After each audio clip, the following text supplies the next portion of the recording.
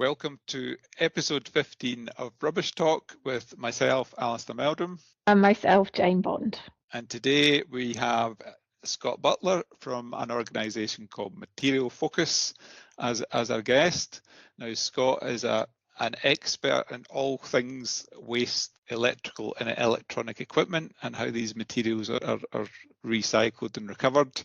And we have a pretty extensive chat with him about waste electrical equipment, waste electrical equipment that's sitting in people's drawers, and we obviously chat about vapes and their impact on the environment. So before we get into that, we're going to just quickly run through a couple of news items, hot topics that we've spotted in the waste press over the last few weeks. Yeah, I was looking at a report that's just out from a survey from the Environment Agency, which is basically saying nearly a fifth of all waste in England is managed illegally, equivalent to 34 million tonnes, which is illegally managed by criminals, which is shocking.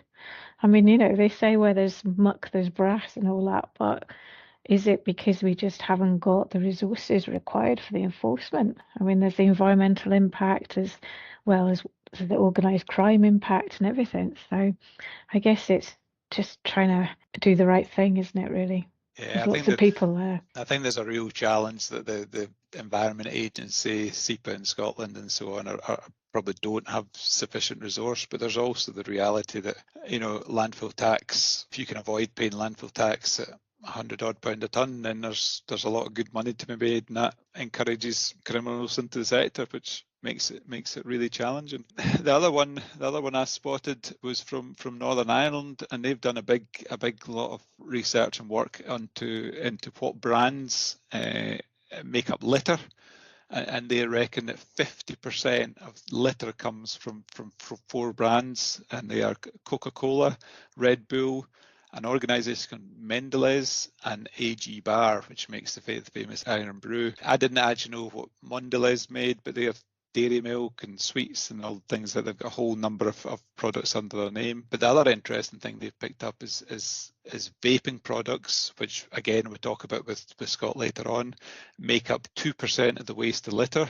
They're on a par now with coffee cups, and they've predicted something like over 1 million cigarette butts are scattered around communities in Northern Ireland, accounting for 10% of overall litter. It's pretty shocking, but in terms of 50%, 4 brands resulting in 50% of litter, maybe we should be pushing the producer's responsibility a bit more and making them actually responsible for trying to do something about this. Yeah, I know, Coca-Cola are one of the biggest brands, so I guess you'd expect in theory to have the most litter but even so, why do people just throw things on the ground? Well, we just I don't think anyway. We're going to find the answer to that question. I think we've been through that a few times. People do. And back to the vapes as well. Just been a report out just recently commissioned by Zero Waste Scotland about the environmental impact of the single-use vapes, which we've been banging on about, and Scott is going to talk a lot more about. But it's just the number of disposable vapes consumed is between 21 and 26 million. The weight of the packaging is currently between 800 and 1,000 tonnes per year. It's just shocking. And the fact that the polymer batteries, lithium polymer batteries in some of the cigarettes could be recharged 500 times if they were allowed. So it's just, I guess it's, again, standing on the soapbox, isn't it? When you think about it, it's just a scandalous waste of resource and things. I think what was interesting reading through the report is they have looked at a number of options of how to try and combat this. So as always, we'll put the link to the report in the show notes if people want to have a closer look. The other one that I picked up probably a week or so ago now, actually, it was the Chartered Institute of Waste Management, who we had Gail Martin on last week from Chartered Institute, but they have a new president, a guy called Dan Cook, and Dan's focus for the year is to actually highlight and showcase what the sector does well. So he's put together a pretty good infographic and a lot of detail, a lot of video content actually. So rather than words on the screen, they've done lots of video case studies, just going around the country showing what the actual resource management sector does on a daily basis and highlights it. So well done to Dan for doing that. And there's some really good content. And again, we'll link up in the show notes if people want to have a look at these case studies. And I'm going to do, and finally, and this is, I just absolutely this is a good love news story, is it? No, I absolutely love this. There is one of the shopping centres in Edinburgh, Multrees Walk. Apparently, it's got dead posh shops, which is possibly why I haven't been down there. Harvey Nicks and Louis Vuitton and Burberry and all them fancy shops. Well, apparently, it's now home to a load of bees. 250,000 honeybees are on the roof.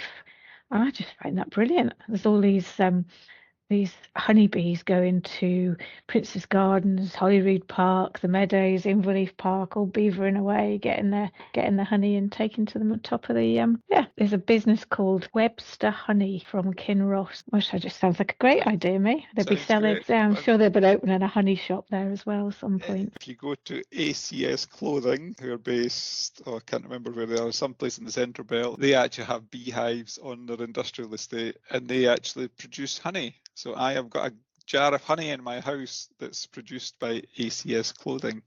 And they're actually, in environmental terms, they're quite an interesting company because they're really pushing the model of rentable clothing. So if you're going out for the weekend, you can hire a set of weekend clothes depending on what event you're going to and so on. And they've done a lot of work on sustainability, and they're maybe quite a good guest for us in the future, Jane. We'll maybe need to think about getting them along.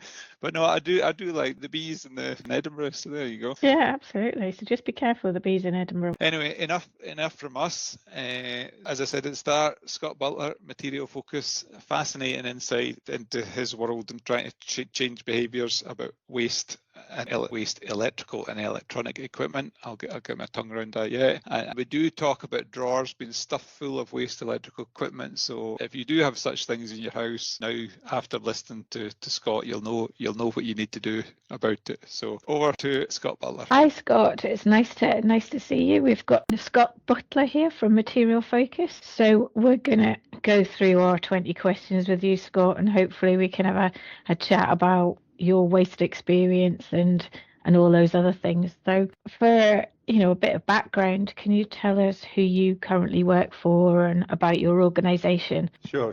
Thanks for the opportunity. So I'm the executive director of an organisation called Material Focus, a relatively new kids on the block. It's 3 and a bit years, so I can still say that we're new kids, I think. And we exist because of a part of the UK waste electrical regulations, whereby targets are set every year by DEFRA to collect and recycle a certain amount of electricals. If they're not collected, then producers through their schemes have to pay a compliance fee, and that compliance fee's money is sort of taken away from them, and independently we then spend it on things to make the whole waste electrical portable battery systems better.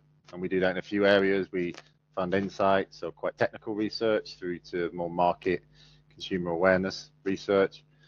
We have an investments program. We've invested in around 50 projects that are making it easier for around 10 million people to recycle and reuse their electricals. A number of projects kicking off this year. And we have our inspiration program, which is our Recycle Your Electricals campaign, with a pink techno dancing hypno cat as a key messenger, but also blending stories of more mainstream stories around the importance of recycling electricals, the value of donating, and essentially trying to get recycling of electricals as mainstream as recycling all the other materials. That sounds really interesting, Scott, because we were talking a while back about how many people have just got electrical items just stored in their house because they're not quite sure what they want to do with them, or they're just sort of, again, not quite clear where to take them, or they're just stored somewhere in case they might need them at some point potentially in the future. Yeah, there's a lot of reasons people hold on to stuff. Some of it's sentimentality. Some of it is uncertainty as well, what to do with it. So there's a decision point, and if you're not certain what to do with it, you sort of almost have, there's 3 flex points. There's recycle it, which a lot of people do, but a lot of people do the two other things that you can do, which is put it away somewhere and hold on to it, or hoard it, or particularly with small electricals, unfortunately, put it into the bin because they're not certain. They don't see that there's metal in that electrical, there's copper, there's plastics, there's other materials that could be recovered. So we think there's around, I think it's like 500 million items hoarded in people's homes or held in people's homes. And that stuff, you know, that's the cable drawer that's almost ubiquitous in every house where the small stuff goes. That, you know, it's where the Michael McIntyre did a joke about it. It's where you've got, you know, Greek drachma, a battery, a random, you know, some paper clips, and then all this other wires and cables, and what do they connect to, and all those other things. And you still never have the cable you need as well, Scott. Not at the point that you need it, no, exactly. Without fail, you never have the cable you need. Yeah, and I mean, imagine how many sort of ISDN cables are sitting in the UK because of that technology transfer. HDMI cables as well. We all had loads of them at one point connecting everything, and now no, we don't. Remote controls are really commonly held. So people have remote controls for stereos and DVD players that they got rid of ages ago, but they've still got the remote control. And that's out there. And then you've got the small stuff that's going into bins. We think at least 150,000 small electricals are being binned every year, which means that waste is going to landfill, or the resources are being lost through incineration too. And it's not just an environmental thing now. One thing that we're waking up to is this hidden batteries issue that we've been talking about, which is evermore tech is portable, which means that it's powered by a lithium-ion battery when we're using it, you know, not plugged in. And those lithium-ion batteries can, if going into the wrong bit of the waste and recycling process, be damaged by the process. It's just crushed in black bin bags. And when crushed, there's a fire risk. And we've seen over 700 battery-related waste fires over the last year. We think that number is probably growing as well. So it's all this thing around electricals is not just about the environmental concerns around the resources, which are significant, but it's also becoming increasingly a public safety issue too, which is, you know, may motivate more people to recycle than they do, because a lot of people are pro recycling. You know, the numbers are really, really high. The thing with electricals is it's not so easy to do, although it's probably easier than most people think it is. And that's why we've built a postcode locator. We've got over 11,000 collection points now in the UK. And that's growing all the time. And that's not just to recycle, it's also important to get people to repair if they can, and donate as well, which is a big thing. You know, we're trying to make recycling the minimum worst thing that people do. And regretfully at the moment, it's far from that case. Yeah, and I can see that's an issue, because I'm just thinking about, you know, I open my drawer and there's all my cupboard, and there's all these like cables and stuff, because you never know when you might need that cable you just really need. I haven't used it for like 15 years, but you never know. You never know. But, Yeah, you never know. Yeah, and I'm like thinking now, right, okay, I do need to get that sorted and get rid of all those things that I don't use and never will use. Yeah, and we're saying to people is, you know, that's common. Don't feel bad about that. That's just modern life. That's just living. We all acquire stuff along the way. But you know, have a moment of reflection, be honest. Are you going to use that stuff again? If not, bag up all your electricals. We're not saying make a special journey for one cable, but bag up all your electricals, search recycle your electricals, pop in your postcode. We've now got high street retailers and out of town shopping centre retailers like Currys, B&Q, John Lewis, who are taking anything back now, anything with a plug battery cable, regardless of whether you're making a new purchase or not. The regulations require retailers to take back like for like if you are making a new purchase. So whilst that's not so easy, it's still easy. If you're buying a new toaster, you can get rid of your old toaster. But the legislation, the conversation seems to be that retailer take back will be made much easier. So if anyone sells it, then they should be taking it back. And that's the sort of mantra. If it's good enough for you to make money from selling it, when we think about producer responsibility or just system responsibility, if it's good enough for you to sell it, then it's good enough for you to take it back. And what we're calling on with retailers, we produce a lot of advice and guidance. We've got communication toolkits, but we're asking retailers to line up what they do with the values that they expose in their ESG reports. All the big retailers will be talking about how they see themselves as being core to the community, you know, providing services, all these things.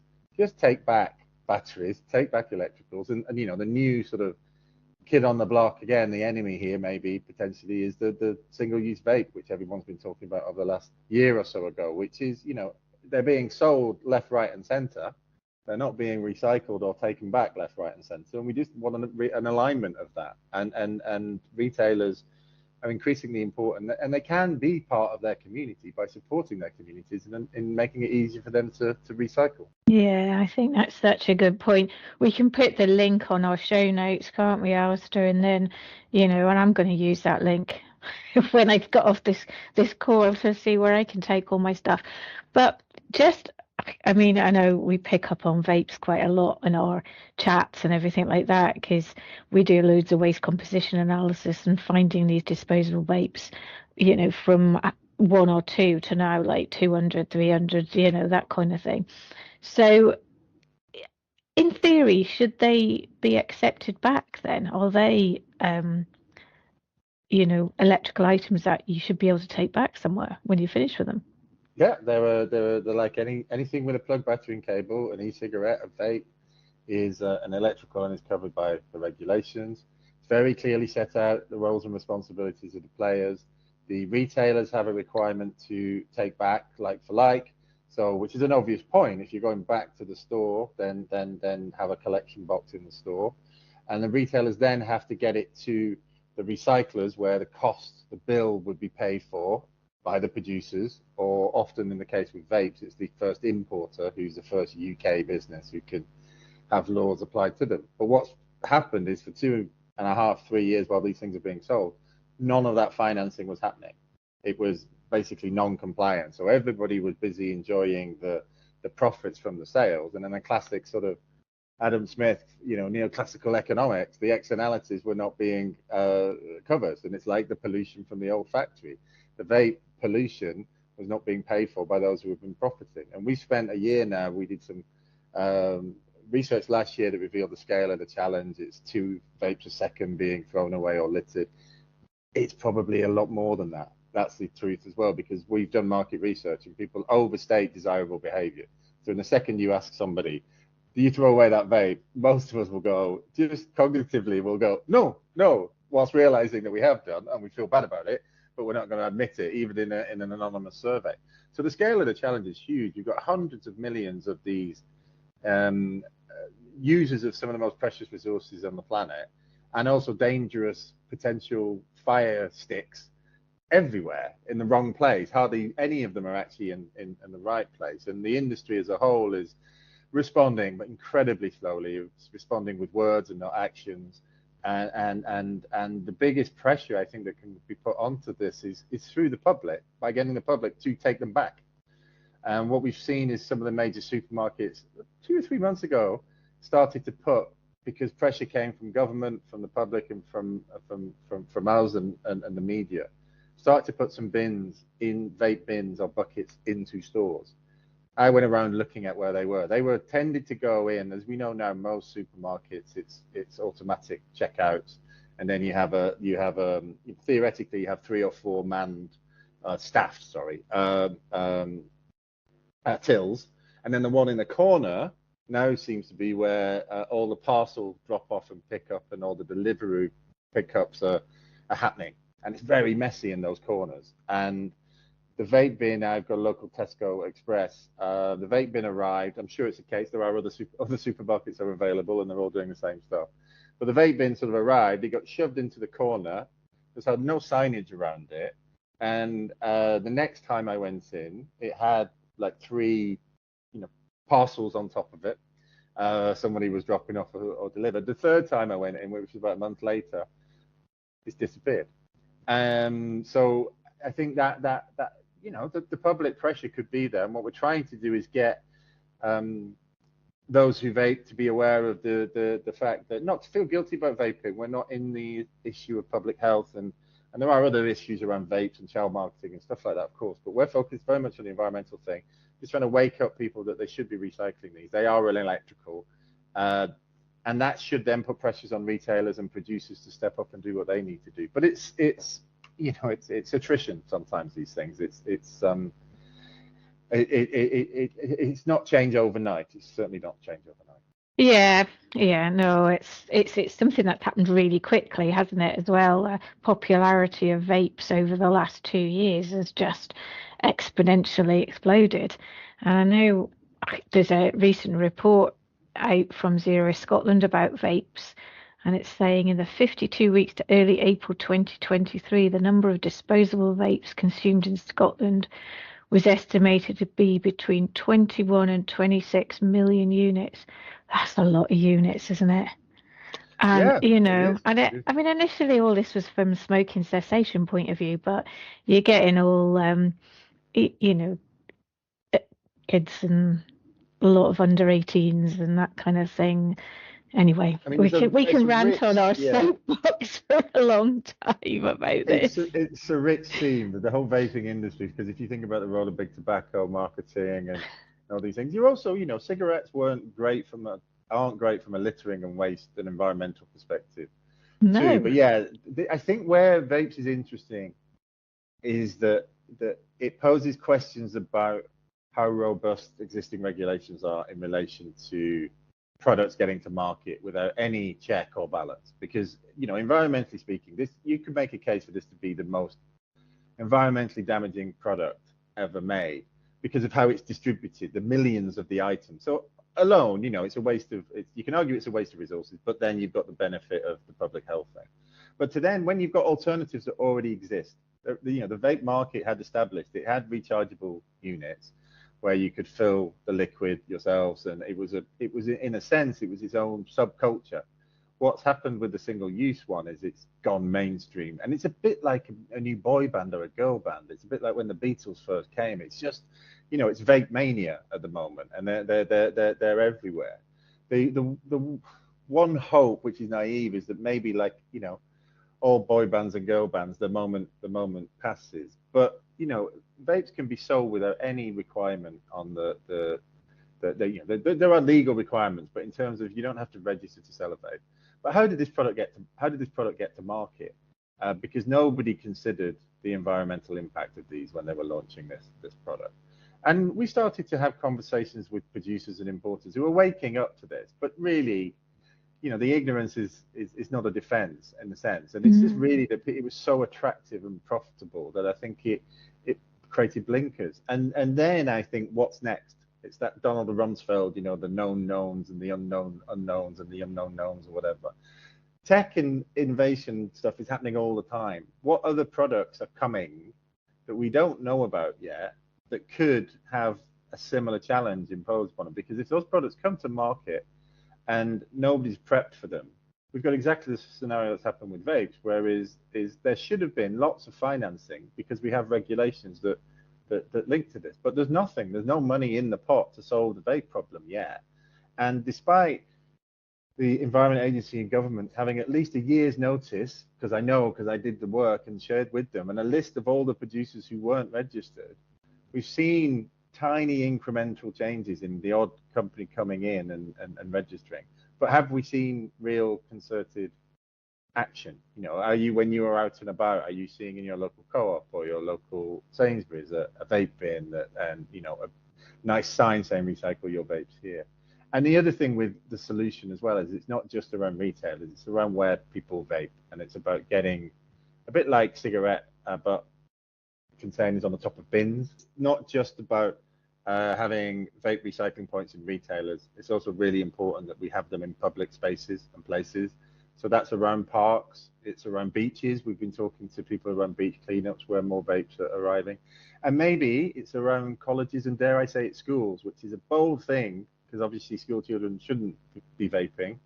But it's very unlikely if you had vapes included in the recycling box at home, if a 16-year-old kid is 16-year-old kid is vaping behind their parents' back, they're not going to do it there. So having it in parks and at least public places gives them an outlet to do probably what they would like to do if you give them the nudge and went, look, it's not smart to be damaging the environment. So if you are doing this, make sure that you at least get it recycled. I think that's it. Hey, it's all about littering as well.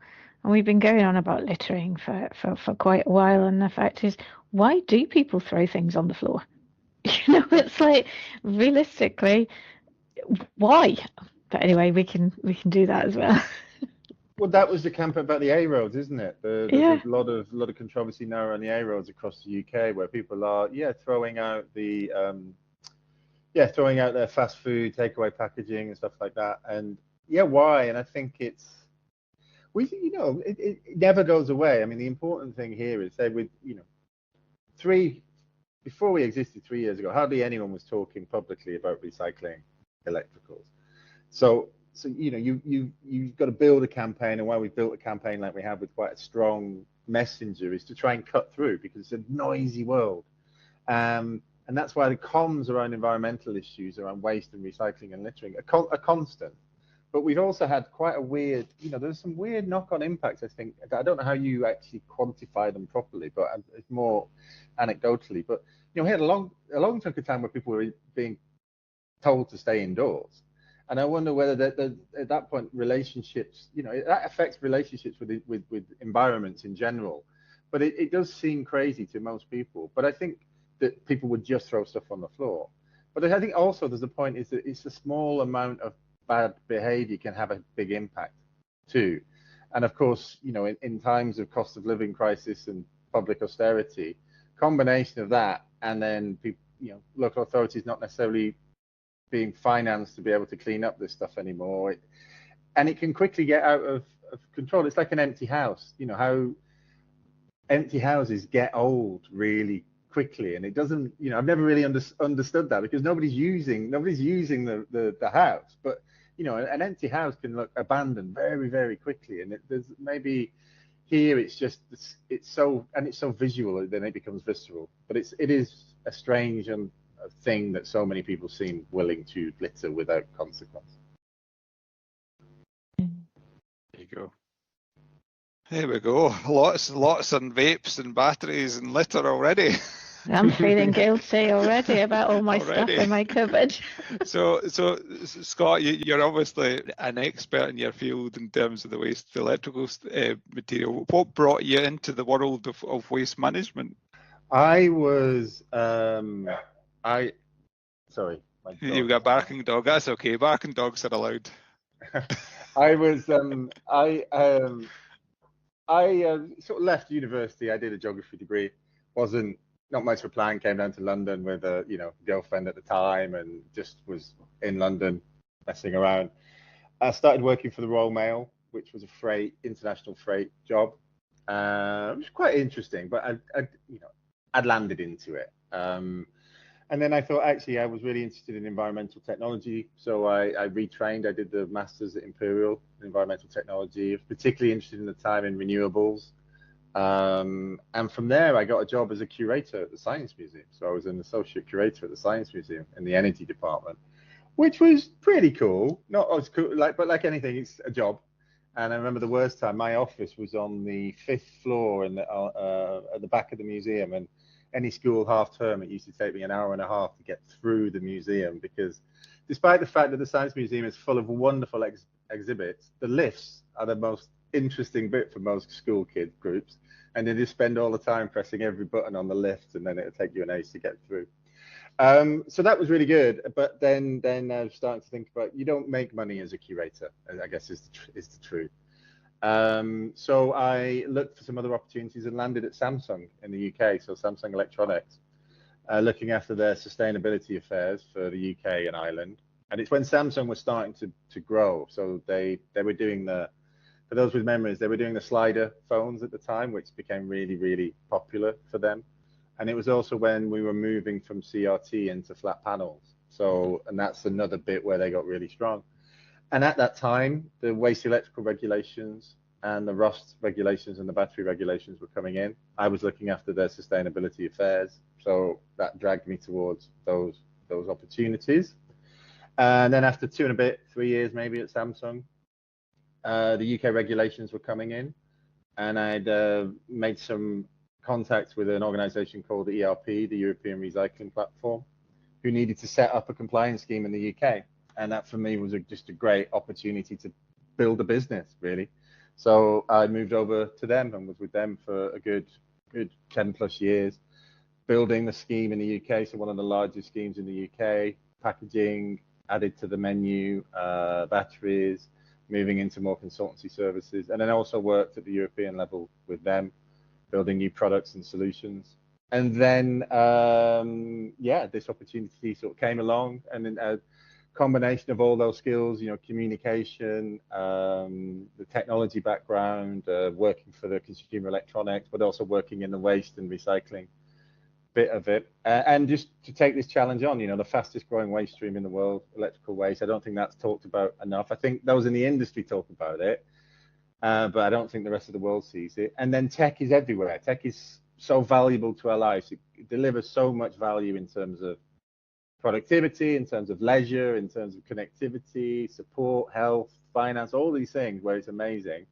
But when we don't need it anymore, when it's broken, do we value it enough at that point? Do we value the materials that it's made of? And I don't, the answer is we don't. And that's what we're trying to change, is to say, look, we're not anti-tech in any way. It's just, it's valuable. And it's valuable not just in what it allows us to do, but it's full of these valuable materials that it's far better to get out of them than to throw it away. And, we can have a real impact. So that's the driver. It's sometimes, feel like you're knocking your head against a brick wall, but when you come back to it, it's, we're not doing enough to tackle the fastest growing waste issue in the world. And that's, it's a UK and it's an international issue too. So I think it's a really interesting area. Yeah.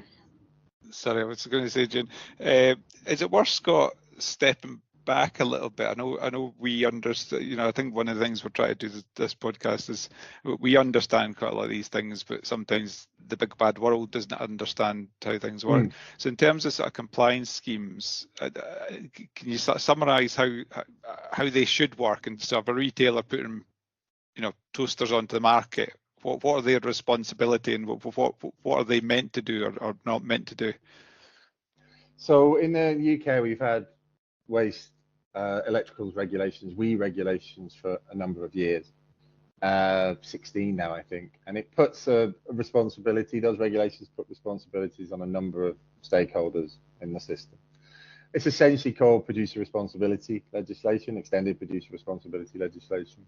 So the producer is either the original manufacturer, or it could be an importer into the UK. So not all, bigger sort of producers that we've heard of, the Samsungs, the Apples, the Sonys, the Electroluxes of this world, are long established in the UK, and they're the producers within the UK. Smaller brands may come through distributors. So you may have heard of organizations like Glen Dimplex, for example, who bring a number of brands into the market. So you have this UK organization who's nominated as the producer. What their responsibilities are to report their sales to the environment agencies, and also to finance their share of the cost of electricals that come back, and also to try and work to meet annual targets that are set by DEFRA. So they essentially have to pay for the recycling of these products at the end of their life. The way that they tend to go about doing that is joining organizations that are called compliance schemes. So that's basically a gang. They join a gang with other producers, and that compliance scheme does some of that paperwork and that admin. Partly because the environment agencies don't want to be dealing with tens of thousands of organizations. It's much easier for them to deal with a few. So compliance schemes exist in the UK for waste electricals, portable batteries, packaging, for vehicles, I think, to a lesser degree. That's tended to manage it itself. And what they're meant to do, this system there is meant to be custodians of improving and constantly ensuring quality of recycling, material recovery, all these other things. The retailers' responsibilities are a little bit different. So retailers are required, large retailers now are required, so like supermarkets are. If a supermarket's selling an electrical, your Argoses, your John Lewis's, your Currys, and also some of those independent electrical retailers who are part of groups like Euronics, still quite strong market there of independent retailers. Their requirements are as a minimum to take back like for like. So if you buy a new toaster, they're meant to take your old toaster back. Like for like sometimes can be, with product innovation, air fryers being a good example. What's a like for like product for an air fryer? Maybe more difficult, but you could argue a cooking appliance at that point would be the same. Some retailers will take back without the need for a purchase. Currently, Currys, B&Q, and John Lewis do that. Others have to do this like for like stuff. So that's a general idea of what compliance looks like. So producers and retailers have responsibilities.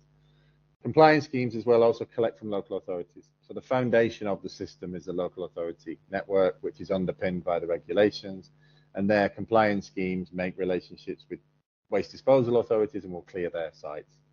We're also seeing more local authorities add curbside collections for electricals too, which is not always possible because of vehicle restrictions and other things. And we're also helping set up more public bring bank sites as well, where people can recycle their electricals.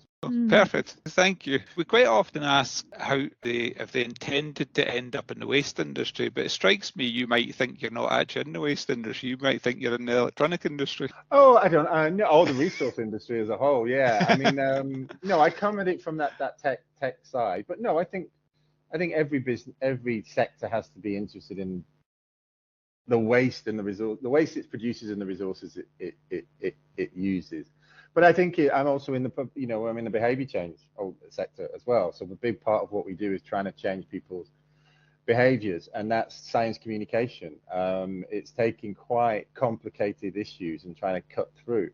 And I think sometimes the effort that goes into simplifying comms never gets seen. The hard work is behind the scenes. The amount of work we did to get to, which seems silly, I know, but to get to calling our campaign Recycle Your Electricals, the amount of work we did in testing messages, playing around with wording, recycle your, is recycling to, is recycle to reductive a term, because we're actually about resource and use, we're about repair, we're about fix, we're about donate.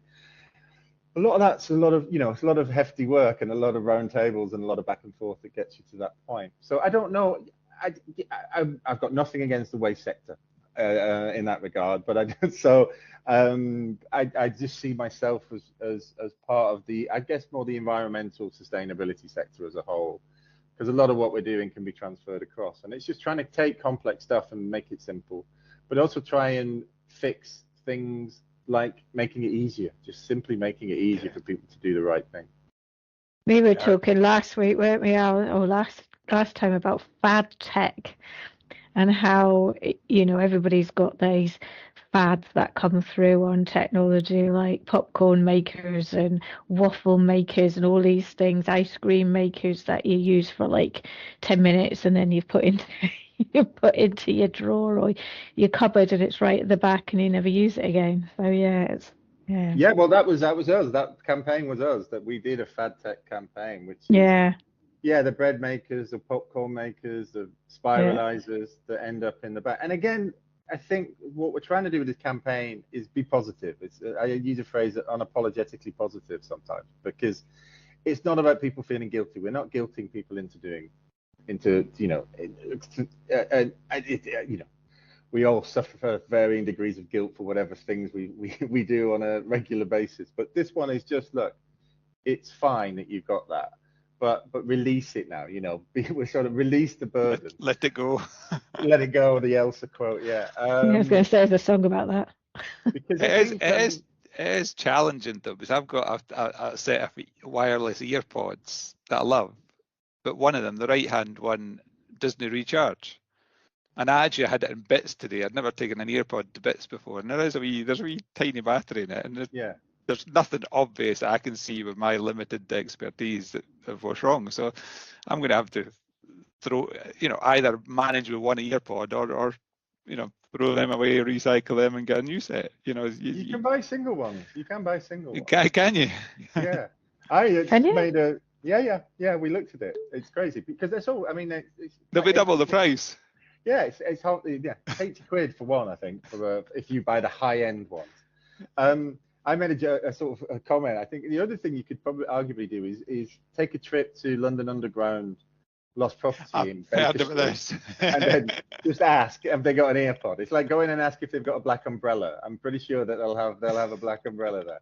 So no, I mean, I think that's a different form of tech. We're looking into this is this not to give too much away, this fast tech, this new concept that we're playing around with, which is, we've had fast food. That's not ended up very well. We've now got fast fashion. That's not great.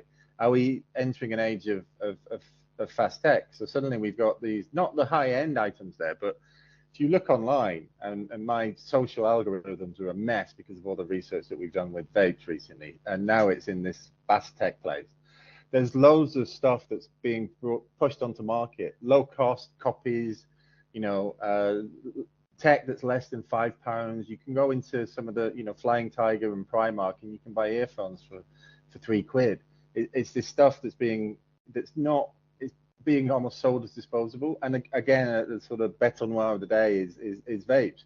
We've got a tech item that's literally being marketed to people as being used once and throw away. Disposable lithium-ion battery that could be recharged up to hundreds of times. That's not having that capacity and capability. And I think that's a worrying trend. This tech is becoming smaller, cheaper, more throwaway, and then cumulatively, that's a real challenge, because on their own there's not a lot of value in them. They're gonna have the lowest amount of copper that they can need to function and all that stuff, but cumulatively it could be big numbers, and that's where the system that we have at the moment is challenged. I think we have a weight-based system, so success is currently measured, or compliance is measured, by the amount of waste that is recycled, or the amount of electricals that are recycled in tons. And that's not success, actually, because success should be reducing the amount that is recycled, but highlighting the amount that's reused or repaired. You've got a tech sector that's sort of using less and less materials, so you've got transitions going on all the time. New stuff heavier than old stuff, new stuff lighter than old stuff. And we've just not really got the right measures in place. And we did some research this year on metrics, which is on our material focus research pages, insights pages, which sort of starts to delve into that and say, look, we can't even tell our story yet as a sector, because we're not capturing the things that we need to capture before we can even start to tell the story. And so we're putting in place with others some better measures that we can start to potentially turn into more targets in the future. But until we've got a baseline, there's no point in having targets. And maybe this is an environmental regulation thing sometimes, is that the process likes to create targets, but does it ever really think, what are those? What is success? What are those targets? Because what we end up with is 15 years of activity honing in on something that might not be the thing that we even want to be doing. But just because it's, at the moment, you are motivated to recycle something that could be, if you put your compliance goggles on, you have a fridge freezer in front of you that needs a new motor. But if you need to comply, you might be motivated to recycle it rather than just change that. And that doesn't seem the right incentive. Do you think, going to the other end of the system, do you think there's enough capacity within the sector, the recycling sector in the UK, to handle all this material?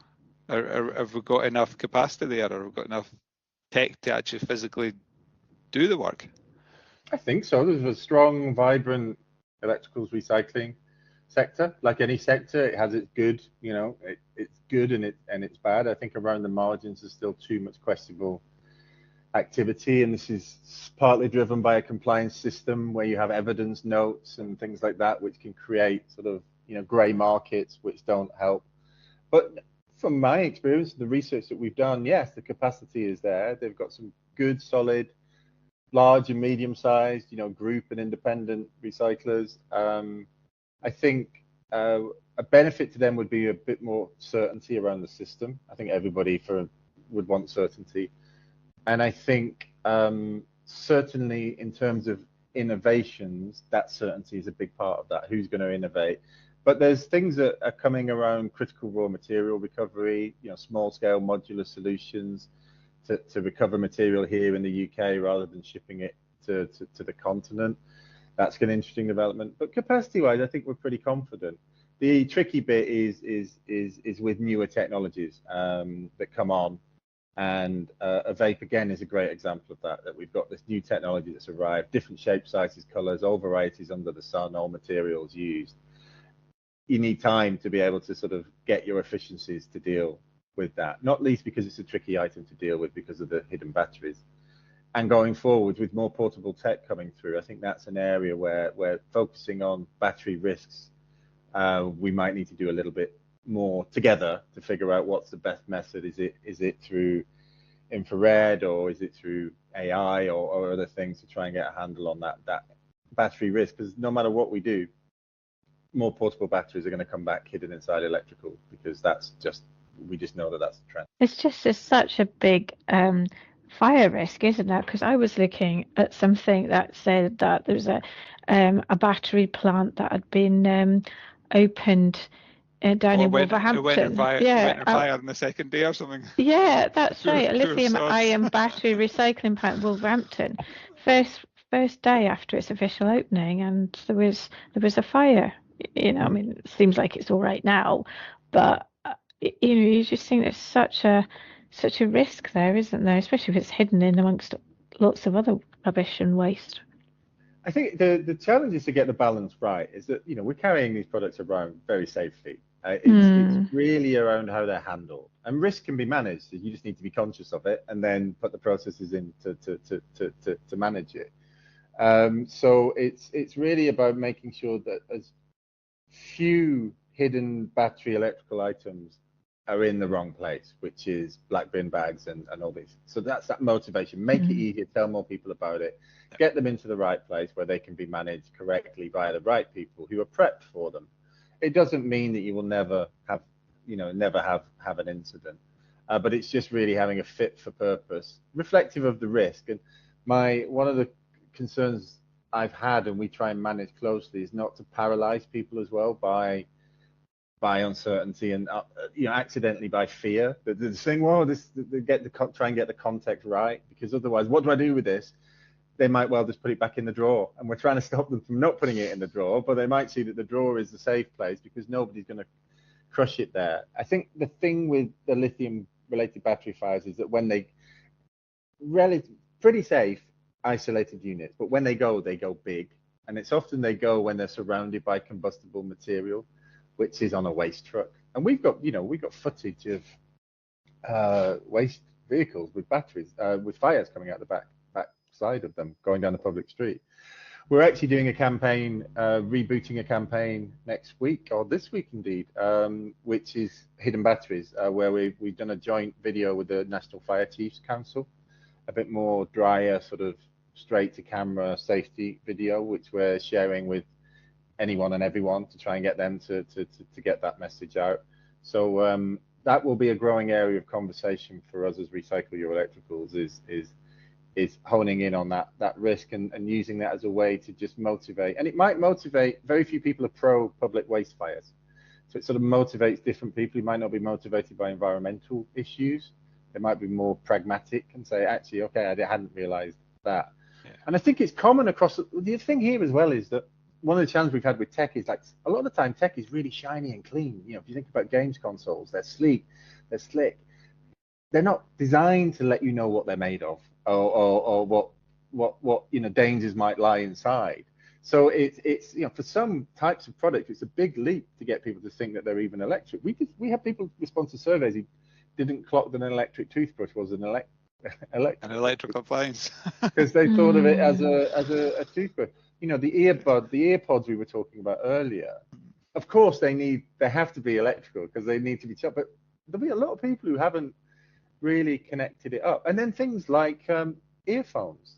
People don't, because that's not got power, and they don't consider it to be electrical. But of course, it is. It's just a connector.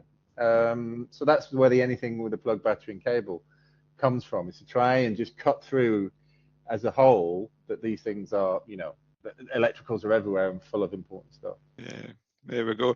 And we'll not mention pops, Scott, because we'll be here for the next 2 hours talking about persistent organic pollutants. But that is a big uncertainty coming into the sector as well for yourselves in terms of, you know, which of these electricals have got pops in them or not. But probably too much to talk about today. In terms of your sort of previous roles, current role, have you had a favourite role that you've done, or are you in your favourite role? The two. Or worst role it could be as well. The self-reflection. No, I think where I am now, I think is probably quite a highlight. But there's lots of highlights along the way. I mean, when I was at the Science Museum, I was part of a project where we got the first solar PV roof on a national museum in the UK. So that was, you know, I was part of a team, a small part of that, but that was something to be proud of. When I was there, I put together the first ever Museums and Galleries environmental group, which was the all the national galleries and the museums, the Royal Albert Hall, the Royal Parks, and we created an environmental forum. And I was mid-20s when I did that, and was sort of, I just proud of doing that at that age and building that network. But now is really, really interesting and exciting. I mean, I think, we've created, we're an environmental campaign, and we went away and made our plans. And we were about to launch on the March the 16th, 2020, was our launch date, which is, I think, either the day we were announced into lockdown or the day before. Perfect timing.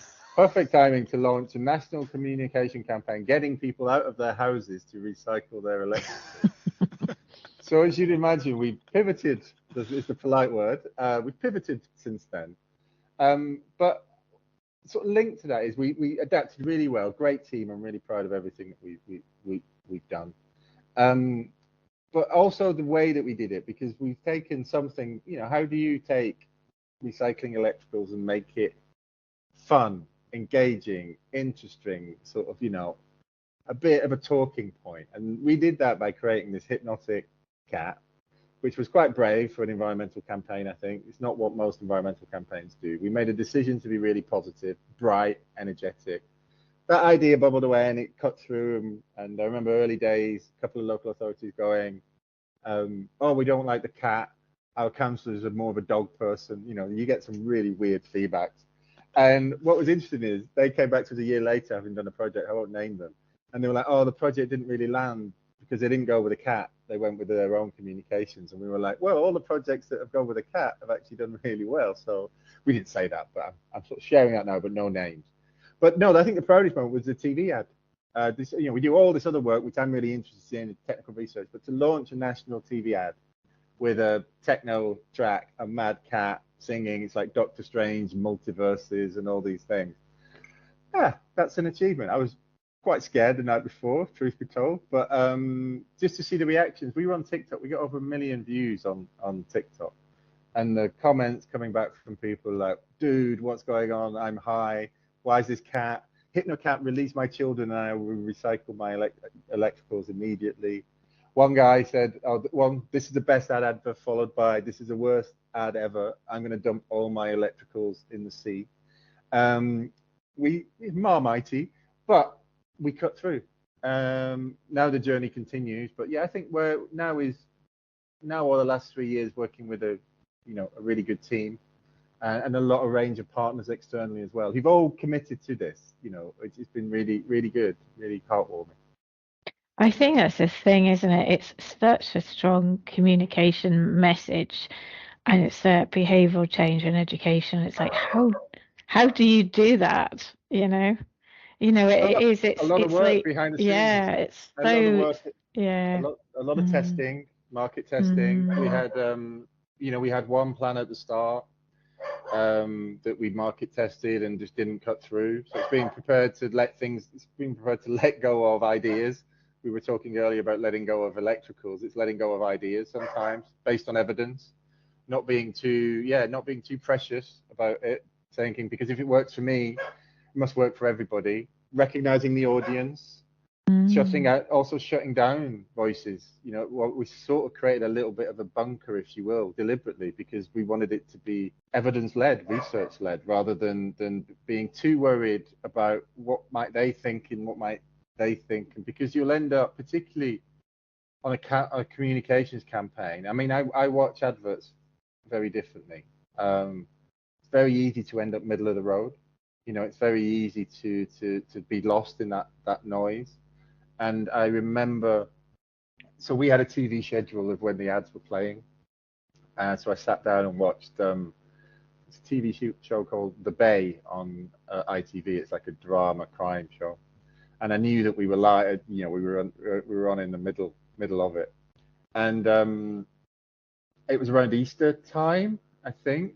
And so, where you have those seasonal ads, and some perfume ads appear at certain points around the year. I think it was either Easter, I can't remember exactly, but it was perfume ad season, where you had.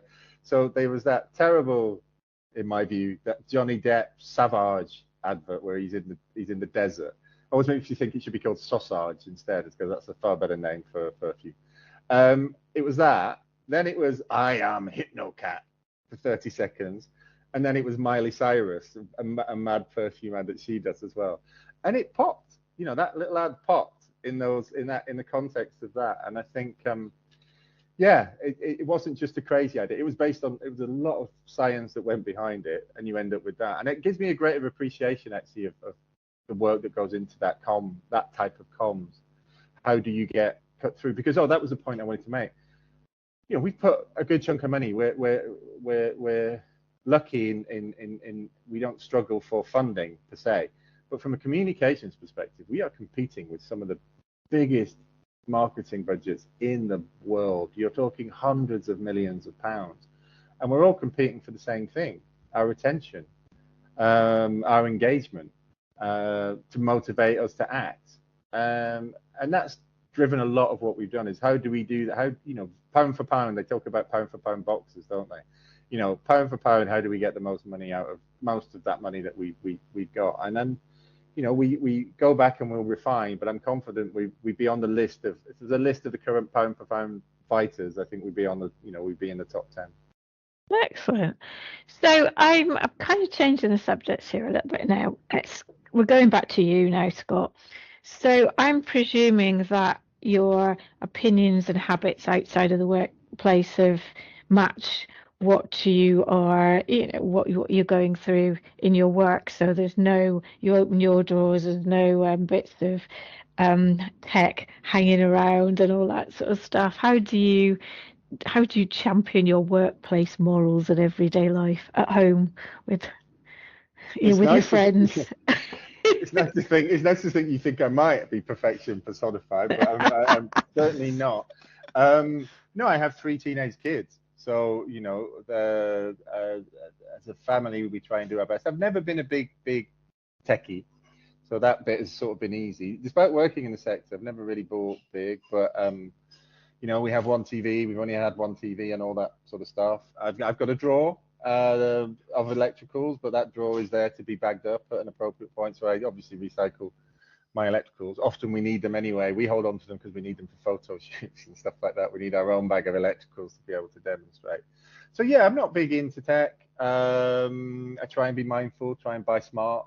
I think that's one thing that we're encouraging people more to do is don't, again, feel guilty about buying stuff, but have a think about whether you do really need it or not. So try to live that, try to live the values. On occasions, I may have put, for the absence of something, you know, something in a bin that could theoretically have been taken home with me to be recycled. But as much as I can, try and live those values. And you know, with any change, nobody is perfect, and we just want more people to be making the right decision more often. You know, I think sometimes you can be you've got to be realistic about what's achievable, and it's about getting on the journey to that and it becoming habitual. The challenge we have with electricals is most electricals is that it's not like packaging. It's not like a plastic bottle. You don't get rid of it on a daily basis. There's very few, apart from, you know, some newer products which have that thing. So that's just a realism as well. So I try to live my values as much as I can. Am I right in thinking, Scott, there was a campaign at one point that you brought your waste electricals to the office and then there was a pickup organised from office, or was that something that happened in Scotland? We've worked on those, and we have coming up, there's an International E-Waste Day, middle of October, 14th. As part of that, we're giving a call out to employers to communicate to employees as part of their just broader, we're supporting this international campaign. And also in the pack, we're providing them with how they could create a drop-off point for their employees. So we did a nice project with Sky, who have a big campus out in Isleworth in West London. And in that campus, they've got a central point where the main sort of restaurants are. It's where the main Sky News studio is. You see it hanging above that foyer. And it's a real focal point because there's a supermarket in there and things like that. And we did, over 2 weeks, we did a take back system there. So it can work well. The other point is business electricals as well. We've only talked about household electricals. The other area that needs a lot of improvement is business electricals. So a lot of businesses manage their IT well, asset disposal and all those things. There's a lot of household-like electricals in offices. You think about microwaves and kettles and toasters and small fridges and all that stuff, and that certainly needs more focus and more improvement, because too often stuff gets thrown out in just fit outs, fit in, fit outs, and it's just all put together. Should be sorted or might be sorted, but is it always? We should have an electrical amnesty, Alistair, on we can bring all our stuff. It's ringing a bell in my head that we have done this before. I can't remember why. I've got a feeling it was a Zero Waste Scotland campaign or something, and we did organise it. I'm also thinking we've actually got 2 light bulbs plus electrical fittings sitting on a table downstairs, waiting to go to their proper home, and there's probably much more that's kicking about the office that we don't actually need. So anyway, I'll work on that one. We'll work on that from our own point of view. But if there is a national campaign, Scott, even if you've not got details now, quite happy near the time to share the details if you want. So keep in touch for that. So anyway, in terms of, we've talked about work. How do you get away from it all and relax? You mentioned 3 kids, so I'm sure that keeps you occupied. And I hear a dog as well. Is it 1 dog or 2 dogs? It's 1 dog. It's a new dog, relatively new. We bought a dog after lockdown. I'm disappointed there's no cat there, Scott. I was expecting a cat to appear, Yeah, Hypnocat isn't real. He is just a... Oh, right. Oh, sorry. Oh. Not much downtime with, as you said. I mean, it feels like unofficial, unpaid Uber driver in my part-time. No, so just family time, really. Used to play a bit of tennis, haven't played that much recently, but that's just age and dodgy knees and all that stuff creeping in. But mainly family time with the kids and with my partner, and now the dog has created an excuse to be out at least twice a day, so it's a good thing. Yeah, they're great for that. In terms of your career, what's next? More of the same, or lots still to be done? Oh, I mean, a lot still to be done here. So still feel that it's a challenge. I'm still growing. I think the things, I think we need to get to there's opportunities to do more. So very happy where I am working in this field. And looking forward to developing the team. It's not just, it's not about me. It's about the team and the outputs that we create, and looking forward to working with them. How big? Just out of interest, how big's your team? There's 10 of us at the moment. I don't. Other things maybe down the line. I mean, material focus. Our mission is a world in which materials are never wasted. We focus very much on electricals. Should the call come, we're more than open to expanding that, that expertise. We work in 3 main areas that are relevant to any area. We're very good at delivering ourselves and with partners good, insightful research. We know how to invest in organizations through running, grant programs and project managing those. And we're, if I say so myself, we're very good at building behavior change campaigns and getting them up and out. That's transferable to other things. So if the call comes or the opportunity arrives, potentially. But that said, fastest growing waste stream in the world, a lot to be still done where we are. Anyway, we always ask a guest for a favourite bit of industry jargon or an acronym that you like or loathe, really.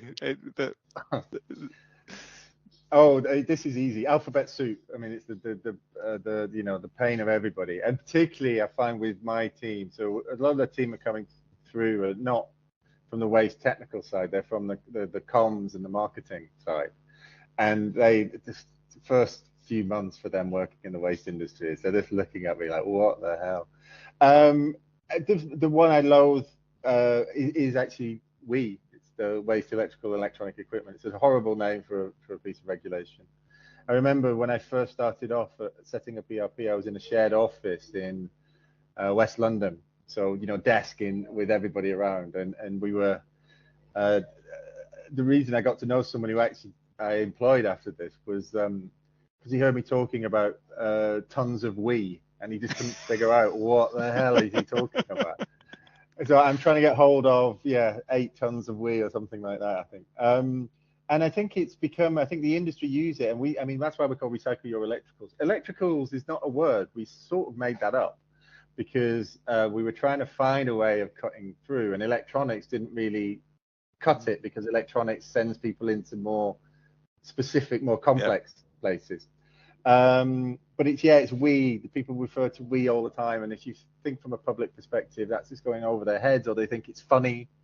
So yeah, the word in which I make my living, the world of we, is that word itself, which is, I think, if it could be banned, I might. You start a campaign. Yes, but we're anti-banning. It's not our view to ban anything. But yeah, we has caused a lot of challenges, not channels. Well, there's your next chance. We're going to give you a magic wand to sort something out in the waste industry. Oh. What would you like to use it for? Oh,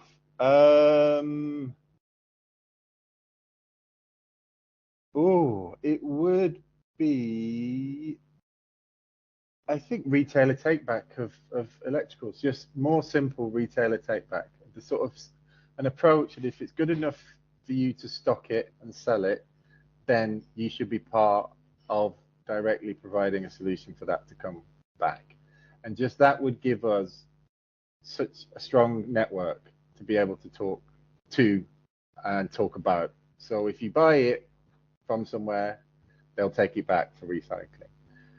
I know that retailers would be scared a little bit about that, thinking that they're going to be inundated. I don't think they are, because we're going to be having lots of options, and it'll just be one option. But that, for me, would just create a strong network, and just allow us to be very punchy in our comms, because it's very difficult with it being different ways of collecting different things. And this is back to the bigger debate about consistency. It's really hard to communicate if you've got 5 million varieties of recycling, which it feels like we have sometimes, not just between countries, but between authorities within countries and all that stuff. So I think retailers stepping up and doing more. Yeah, a bit more consistency there as well, by the sounds of things. Yeah, I mean, the consistency debate is fascinating, and everyone sort of agrees with it logically, so long as the new method of collecting is exactly the same as the way that you collect now. Yeah. And, and it's that. It's a bit like the mandatory, what is it, the EU try to set a mandatory charging cable, aren't they? So the same type of connection, which from a consumer point of view makes a hell of a lot of sense. But from a manufacturer, I could probably understand why they don't want to go down that route. Yeah, I mean, I followed that a little bit, but it's a funny one for me, because part of me is going, but you're then making lots of existing cables redundant that are already out there that work. Yeah. And then you think about how we used to charge our Nokias way back in the day, and how we charge now. And we've been through about 8 different versions of chargers, and technology advances. And are we really now stuck with that USB-C for the rest of our lives, or will somebody justify the reason to move to a different one? And I think the goals are laudable, but I do sometimes wonder whether some things are more about presentation than actual practicality. But then you've also got the peculiar, are we going back to the stage, remember when we used to get stuff and it would have an EU plug and a UK plug in it? So you get something that would have I'm sure that still happens. So you've sort of almost built waste is built in into straight at the start. I think people have got better at that, but yeah. So, Scott, do you have any advice for anybody wanting to come into the industry or following a similar career path to yourself? Because we've kind of asked everybody this because it's such a wide range of skill sets in this sort of industry we've got. So I guess it's where would you send someone to look, if they're a graduate or they're looking to do a university placement, or they're coming out and do it, or even a modern apprentice or whatever, what advice would you give them? It's a wide range set of skills, isn't it? You've got the operational side of things, through to, I guess, I'm more the other extreme in the comms and the using communications and media and advertising to get the broader message. I think it's I don't know if anyone could follow the career path I've taken, because it was a bit windy and a bit. But I think that's probably good for anybody. If they're passionate about the area, that's the drive that will kick you through. I remember talking to my kids. My eldest she's actually now wanting to do aerospace engineering, but for a while was thinking about more theatre arts stuff. And I remember reflection on any advice I was given to her was like, if that's what you're into, then carry on doing that. But it's a tricky industry to be a success in. It's very difficult to be successful, and why not do a profession at the side of that? Because if somebody has to produce a theatre show, someone has to be a lawyer for the cultural industries. So try and combine the two things. So if there's a passion there, then passion for the environment as a whole, that's the key thing, I think. Doing something that you feel is having an impact. But the waste sector is just so big. I think there's a lot to learn from resources going forward. There's a lot more that needs to be done in terms of recovering resources from all manner of different waste streams. I particularly think tech is interesting for the nature of these critical raw materials and the innovations that can come from that, and the challenges that we pose for a green technology future. So it's a rich theme.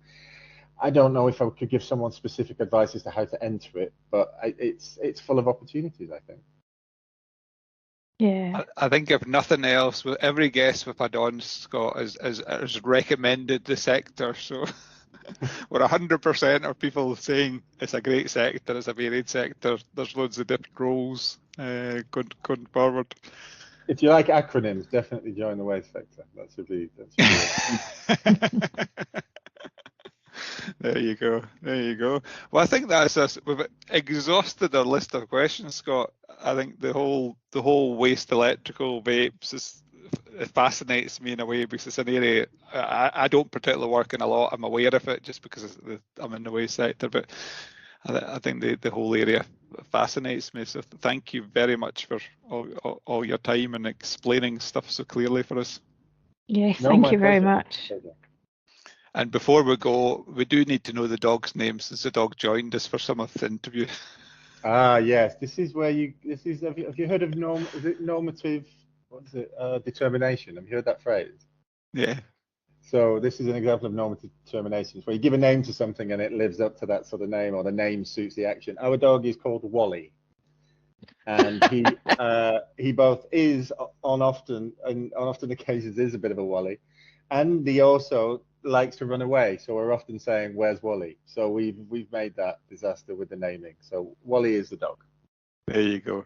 Well, he's a Tibetan Terrier. He looks like a proper scruffy sort of. If people look up Tibetan Terriers, he's a black and brown Tibetan Terrier. He's a dog's dog. He's a proper dog. There you go. We did have a little theme of guests doing a picture of when we put the show notes together. We normally have a picture of our guest, so we did have a little theme of guests with their dogs. So quite happy to accept a picture of yourself and your dog if you so wish. Well, I've got pictures of Wally out finding vapes. So we saw a vape the other day. You've got a picture of him. Do you know the NOS, the gas canisters, the sort of large one? And then yesterday we found a Dyson that was on the street. So Wally's got 3 pictures now with waste. So he's now called Wally Wastebuster as well. So he may be when we move on from HypnoCat, Wally may be the inspiration for the next messenger. Brilliant. Well, thank you very much. Thank you.